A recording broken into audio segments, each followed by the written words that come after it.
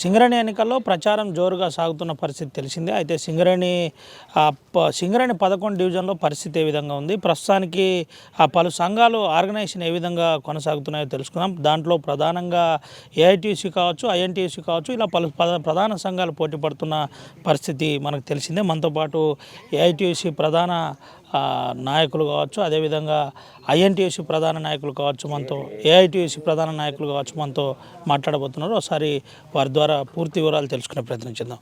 చెప్పండి సార్, ఎట్లా కార్మిక సోదరులకు నమస్కారం. మనకి 1998లో ఫస్ట్ ఎలక్షన్ స్టార్ట్ అయినాయి సింగరేణిలో. ఫస్ట్ మా ఏఐటీసీ ఫస్ట్ గుర్తింపు సంఘంగా మేము రావడం జరిగింది.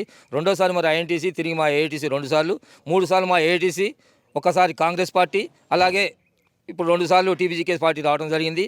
ఈ 10 సంవత్సరాలు 11 సంవత్సరాల కాల పరిమితిలో మరి టీబీజీకే నాయకులు మరి అనేక ద్రోహాల తలబడుతూ మరి కార్మికుల్ని మరి లంచాలతోడు కానీ లేకపోతే ఇంకే విషయం ఏంటంటే అన్ని అనేక రకాల విషయాలపై అయినా మరి ఒత్తిడి అనేది ఏర్పడ్డది. ఈ టీబీజీకే ప్రభుత్వం ఉన్నంతకాలం టీఆర్ఎస్ ప్రభుత్వం అక్కడ ఉన్నది, టీబీజీకే ప్రభుత్వం ఇక్కడ ఉండేవారికి, ఈ ట్రేడ్ యూనియన్ పార్టీ అనేది లేకపోయేవారికి సింగరేణిలో అక్కడ దోచుకునేటోళ్ళు అయిపోయారు, ఇక్కడ దోచిపెట్టేటోళ్ళు అయిపోయారు. సింగరేణిలో రానున్న కాలంలో మా ఏటీసీని గెలిపిస్తే అక్కడ ట్రేడ్ యూనియన్గా ఇక్కడ ట్రేడ్ యూనియన్గా మా ఏటీసీ ఉంటుంది. అక్కడ కాంగ్రెస్ పార్టీ అధికారంలోకి వచ్చింది కాబట్టి రానున్న కాలంలో అత్యధిక మెజార్టీతోటి మన 20వ తారీఖున జరిగేటువంటి మా ఈ యొక్క యూనియన్ ఎలక్షన్, సింగరేణి యూనియన్ ఎలక్షన్లో అత్యధిక మెజార్టీతో చుక్క గుర్తుపై గుర్తు వేసి మరి మా కార్మిక సోదరులందరినీ మన ఏటీసీని గెలిపించి అత్యధిక మెజార్టీతో కొత్తగూడెం హెడ్ ఆఫీస్ మీద మా ఎర్ర జెండా ఎగరాలని మేము కోరుకుంటా ఉన్నాం. ఎర్ర జెండా ఎగిరిన రోజే కార్మిక హక్కుల సాధన కోసం పోరాడుతూనే ఉండే పార్టీ, ఒక ఏకైక పార్టీ ఏటీసీ అని కార్మిక సోదరులకు తెలిసింది. అందుకే ఈ గత 15 రోజులు 20 రోజుల నుంచి ఎప్పుడైతే ఎలక్షన్ కోడ్ వచ్చిందో అప్పటి నుంచి ఇప్పుడు దాకా కూడా మా బాయిలో 500 కార్మికులు ఉంటే సుమారు 480 నుంచి 490 మంది కార్మికులు కూడా అందరూ ఏటీసీలో స్వచ్ఛందంగా గుండె మీద చేసుకొని స్వచ్ఛందంగా వచ్చారు. మా ఎర్ర జెండా వేసుకొని తిరుగుతూ ఉన్నారు. ఆర్కే 5లో కూడా అంతే, 650 మంది ఉంటే 600 మంది జాయిన్ అయ్యి కనీసం 1000-1100 మంది మా ఏటీసీలో ఈరోజు జెండా వేసుకొని స్వచ్ఛందంగా నిలబడి మరి ఈరోజు మాకు ఏఐటీసీని గెలిపించాలని చెప్పి మా కార్యకర్తలు కానీ మా లీడర్లు కానీ అందరూ కలిసి ఏఐటీసీ పార్టీ కోసం కృషి చేస్తూనే ఉంటామని 20వ తారీఖు జరిగేటువంటి ఈ ఎలక్షన్లు దీంట్లో మా చుక్క గుర్తుకి ఓటు వేసి గెలిపించాలని కార్మిక సోదరులను పేరు నమస్కారం తెలుపుకుంటూ సెలవు తీసుకుంటాం. ఇది పరిస్థితి. ఇప్పటికే పూర్తిగా ఎన్నికలకు సంబంధించి ప్రచారం అయితే పలు సంఘాలు చేస్తున్న పరిస్థితి మనకు కనబడుతుంది. మనతో పాటు ప్రధాన సంఘం నాయకుడు ఏదైతే సీతారామయ్య ఉన్నాడో ఒకసారి ఆ సీతారామయ్య సార్తో మాట్లాడదాం. ప్రస్తుతం 11 డివిజన్లో ఆర్గనైజేషన్ నడుస్తున్న పరిస్థితి, 11 డివిజన్లో పరిస్థితి ఏ విధంగా ఉంది, ఇప్పటికే అన్ని డివిజన్లో సీతారామయ్య తిరుగుతున్న పరిస్థితి. ఈసారి ఖచ్చితంగా తమ సంఘం ఏఐటీసీ ఏదైతుందో ఖచ్చితంగా ఈసారి గెలుస్తుంది అనే ఒక నమ్మకంతో పూర్తి ప్రచారం జరుగుతున్న పరిస్థితి తెలిసిందే. అయితే దీనికి గాను ప్రస్తుత పరిస్థితి ఏ విధంగా ఉంది తెలుసుకుందాం. సార్, ఎట్లుంది సార్ ఆర్గనైజేషన్, ఎట్లుంది, ఏంటి అసలు? అందరికీ నమస్కారం. సింగరేణి వ్యాప్తంగా 11 డివిజన్లలో కూడా ఈసారి కార్మికులు అందరూ కూడా ఏఐటీసీ గెలిస్తేనే సింగరేణికి భవిష్యత్తు ఉంటుంది, కొత్త బావులు వస్తాయి, అట్లాగే సింగరేణి కార్మికుల హక్కులు రక్షించబడతాయి. సింగరేణి నుంచి వేలాది కోట్ల నిధులని ఏదైతే ప్రభుత్వం తీసుకుపోతూ ఉందో దాన్ని ఆపగలుగుతాం. ఆ డబ్బుని సింగరేణి అభివృద్ధికి ఖర్చు పెట్టుకోవడానికి ఉపయోగపడుతుంది అని చెప్పేసి కార్మికులే డిసైడ్ చేసుకున్నారు. మొన్న ఎన్నికల్లో ఎట్లయితే ఒక్క కాంగ్రెస్ పార్టీ ఓట్లేస్తేనే ఆ ఎమ్మెల్యేలకు అన్ని ఓట్లు రాలేదు, అన్ని పార్టీలు కాంగ్రెస్, సిపిఐ, ఇంకా చాలా పార్టీలు, వ్యక్తులు అందరూ కూడా ఓట్లేస్తేనే కాంగ్రెస్ పార్టీ గెలిచింది. మార్పులు కావాలని కోరుకున్నారు. ఈసారి సింగరేణిలో ఒక్క ఏఐటీసీ యూనియనే కాదు, వివిధ కార్మిక సంఘాల్లో పనిచేసే కార్యకర్తలు కూడా, కార్మికులు అందరూ కూడా ఏఐటీసీ గెలిస్తేనే సింగరేణికి రక్షణ ఉంటుందని ఈసారి ఏఐటీసీని అత్యధిక మెజార్టీతోటి గెలిపిస్తూ ఉన్నారు. 11 డివిజన్లలో కూడా ఏఐటీసీ డంకా మోగిస్తుంది, వార్ వన్ సైడ్ ఉంటుంది. ప్రధానంగా ఒక విషయం చెప్పండి సార్, మనుగురు నుంచి మొదలుకుంటే గోలేటి వరకు ప్రధానంగా కార్మికుల హక్కులపైన మీకు ఈసారి కార్యాచరణ ఏ విధంగా ఉండబోతుంది, ఏం చెప్పి పూర్తి స్థాయిలో ఓట్లు అడుగుతున్నాం? ప్రధానంగా మేము కార్మికులు చెప్తున్నది ఒకటే, ఇవాళ రాజకీయ జోక్యం పెరిగిపోయింది. టీబీజీ కేసు గెలిచిన తర్వాత కార్మిక సంఘాలు ఉనికిపోయింది కాబట్టి రాజకీయ జోక్యం ఉండకూడదు. గెలిచిన కార్మిక సంఘంతో యాజమాన్యం సమస్యలు పరిష్కారం చేయాలి. అట్లాగే సింగరేణి భవిష్యత్తు కొరకు కొత్త బావులు రావాలి, కార్మికుల హక్కులు కాపాడటం కొరకు ఏఐటీసీకి ఓటేయాలని విజ్ఞప్తి చేస్తున్నాం. ఎట్లుంది సార్ అంటే కార్మికుల దగ్గర నుంచి రెస్పాన్స్ ఏ విధంగా ఉంది? ఇప్పటికే మీరు చాలా డివిజన్ల మీద మీటింగ్ నిర్వహిస్తున్నారు, అందరితో ఇంటరాక్ట్ అవుతున్నారు, ఏ విధంగా ఉంది రెస్పాన్స్? బహుశా 98లో ఎలక్షన్లు స్టార్ట్ అయినాయి. అప్పటి నుంచి ఇప్పటి వరకు ఏ ఎన్నికలలో కూడా ఇంత స్పందన లేదు. కొత్తగా వచ్చిన కార్మికులు అయితే ముఖ్యంగా ఎక్కువ స్పందన ఉన్నది. వాళ్ళందరూ కూడా ఈ అవినీతి ట్రేడ్ యూనియన్లు పోవాలి, కార్మికుల కొరకు పోరాటం చేసే సంఘమే కావాలని, ఏఐటీసీ అయితేనే గెలుస్తుందని చెప్పేసి అందరూ కూడా సిద్ధం ఉన్నారు. అయితే కొన్ని కార్మిక సంఘాలు ఉన్నాయి, అవి గెలవు.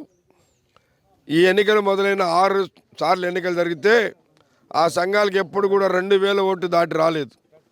వాళ్ళు కార్మికుల ఓట్లు చీల్చడానికి ఉపయోగపడి అధికార పార్టీ సంఘాలు గెలవడానికి ఉపయోగపడతారు తప్ప వాళ్ళు గెలిచేవాళ్ళు కాదు. కాబట్టి మీ ఓటును వృధా చేసుకోకుండా ఏఐటీసీకి ఇవ్వాలని మేము కార్మికులందరికీ విజ్ఞప్తి చేస్తాం. ప్రధానంగా ఒక విషయం చెప్పండి సార్, గతంలో మీకు టీబీజీ కేసుకు చాలా రసవత్తరమైన పోరు ఉండేది. ఈసారి అదే టీబీజీ కేసు ఎన్నుకుండి ఐఎన్టీయూసీకి నేరుగా సపోర్ట్ చేస్తుందని అంటున్నారు, వాస్తవమా? అసలు ఏంటి పరిస్థితి? ఒక విచిత్రం ఏం జరిగిందంటే, ఒక నెల రోజుల క్రితం వరకు ఏఐటీసీ టీబీజీ కేసుకే పోరాటం ఉన్నది.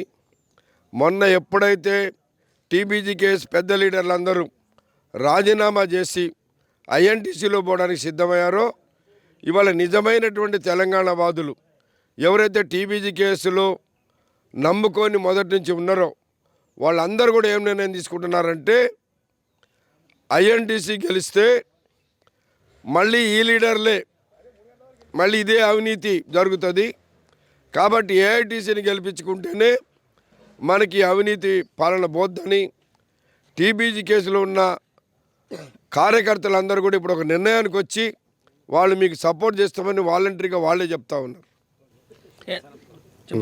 ఏంటి సార్ అంటే ప్రధానంగా సపోర్ట్ చేయడానికి ఇవే కారణాలు ఉన్నాయా, లేక పూర్తిగా పెద్ద నాయకులు మీరు చెప్పే వాళ్ళకు సంబంధించిన పెద్ద నాయకులు రాజీనామా చేయడము, లేదంటే అధిష్టానం పూర్తి స్థాయిలో ఈసారి పార్టిసిపేషన్కు పూర్తి సుముఖత చూపకపోవడము, ఇవే ప్రధాన కారణాలు? ప్రధాన కారణం అదే. పెద్ద లీడర్లు మోసం చేసిపోయారు. 10 సంవత్సరాలు అనుభవించి వాళ్ళు పైరవీలు చేసుకొని లక్షల కోట్ల రూపాయలు సంపాదించుకొని ఇప్పుడు కార్యకర్తలను గాలికి వదిలిపెట్టి మళ్ళీ వీళ్ళు ఐఎన్టీసీలోకి పోయి మళ్ళీ అక్కడ నాయకత్వం చలాయించడానికి పోతూ ఉన్నారు. కాబట్టి మేము మమ్మల్ని మోసం చేసిపోయినటువంటి వాళ్ళని ఈసారి మళ్ళీ రానియొద్దు. ఐఎన్టీసీని ఓడిస్తే వీళ్ళు ఎక్కడికి పోతున్నారో వీళ్ళ గతి తెలుస్తుంది అప్పుడు. కాబట్టి ఐఎన్టీసీని ఓడించాలనే ఏఐటీసీకి ఓట్లేస్తామని చెప్తా ఉన్నారు. ఎన్ని డివిజన్లు మీరు గెలవబోతున్నారు, ఏంటి అసలు ప్రస్తుతం మీకున్న సమాచారం? 11 డివిజన్లలో కూడా ఈసారి తప్పనిసరిగా ఏఐటీసీ అత్యధిక మెజార్టీతో గెలుస్తుంది. బహుశా ఈ ఎన్నికలు ప్రారంభమైన తర్వాత 98 నుంచి ఇప్పటి వరకు ఏ సంఘానికి కూడా ఏఐటీసీ 3 సార్లు గెలిచినప్పుడు కానీ, ఐఎన్టీసీ 1 సారి గెలిచినప్పుడు కానీ, టీబీజీ కేసు 2 సార్లు గెలిచినప్పుడు కానీ 40-42% కంటే ఓట్లు రాలేదు. కానీ ఈసారి ఏఐటీసీ యూనియన్ అన్ని డివిజన్లలో కూడా 50% ఓట్ల కంటే అధికంగా మెజార్టీతోటి గెలవబోతూ ఉందనేది వాస్తవం. ఏంటి సార్ ఆర్టీవీ ద్వారా కార్మికులకు రేపు ఓట్లో పార్టిసిపేషన్ చేయబోయే కార్మికులకు మీరు ఇచ్చే సందేశం ఏంటి? ఆర్టీవీ ద్వారా మీరు ఇచ్చే సందేశం ఏంటి? రేపు సింగరేణి కార్మికులందరికీ ఏఐటీసీగా విజ్ఞప్తి చేసేది ఏంటంటే, ఏఐటీసీ గెలిపించుకుంటే కొత్త అండర్గ్రౌండ్ బాల్ తీసుకొస్తాం, సింగరేణి ఎక్స్పాన్షన్కి తప్పనిసరిగా కృషి చేస్తామని, అట్లాగే కాంట్రాక్టీకరణ సిస్టమ్ ఏదైతే ఉందో దీన్ని బొగ్గు తీసే పనిలో రద్దు చేయించుదాం. గతంలో అగ్రిమెంట్ కూడా చేయించాం. అట్లనే ఇవాళ ఇన్కమ్ ట్యాక్స్ అధికారులకు ఎట్లయితే పెర్క్స్ మీద కంపెనీ కట్టిస్తుందో అట్లా సింగరేణి కార్మికులకు తప్పనిసరిగా ఇప్పించే ఏర్పాటు చేస్తాం. సొంత ఇంటి పథకానికి 250 గజాల స్థలం 20 లక్షల రూపాయల వడ్డీలను ఇప్పించడానికి, క్వార్టర్లు ఎవరి క్వార్టర్లు వాళ్ళకే సొంతంగా ఇచ్చేటట్టుగా ఏర్పాటు చేయడానికి, ఇవన్నీ వీటితో పాటు క్యాడర్ స్కీములు కానీ, మైనింగ్ స్టాఫ్ ట్రేడ్స్మెన్ల సమస్యలు కానీ, యాక్టింగ్ క్లర్కుల సమస్యలు కానీ, సింగరేణిలో ఇంకా అనేక సమస్యలు పెండింగ్ ఉన్నాయో ఆ 48 డిమాండ్లు మేము ఇచ్చినాం. వాటన్నింటినీ పరిష్కారానికి కృషి చేస్తాం. కాబట్టి మీ ద్వారా మేము కార్మికులకు విజ్ఞప్తి చేసేది ఏంటంటే మీరందరూ కూడా చుక్క గుర్తు నక్షత్రం గుర్తుకు ఓటిచ్చి అధిక మెజార్టీతో ఏఐటీసీని గెలిపించాలని విజ్ఞప్తి చేస్తూ ఉన్నాం. ఇది పరిస్థితి. పూర్తి స్థాయిలో ఏఐటీయూసీని గెలిపించాలని చెబుతున్న పరిస్థితి కనబడుతుంది. పూర్తిగా 40 డిమాండ్స్ ఏదైతే ఉన్నదో అది మా సంఘం ద్వారానే పూర్తి స్థాయిలో నెరవేరుతాయి. కార్మికుల పక్షాన నుండి పోరాటం చేయడానికి మేము ముందు నుండి సిద్ధంగా ఉన్నాం. ఈసారి మా ఓటింగ్ శాతం 50% దాటబోతుంది. ఈసారి ఆ సింగరేణిలోనే ఈసారి చరిత్ర సృష్టించబోతుంది. నక్షత్రం గుర్తు ఖచ్చితంగా గెలుస్తుందని సీతారామయ్య చెబుతున్న పరిస్థితి కనబడుతుంది. సుమంతో రవినాయక్, RTV, ఆదిలాబాద్ నుండి. మరిన్ని వీడియోస్ కోసం ఛానల్ ని సబ్స్క్రైబ్ చేయండి. లేటెస్ట్ అప్డేట్స్ కోసం వాట్సాప్ ఛానల్ ని ఫాలో చేయండి. అండ్ లింక్ డిస్క్రిప్షన్ లో ఉంది.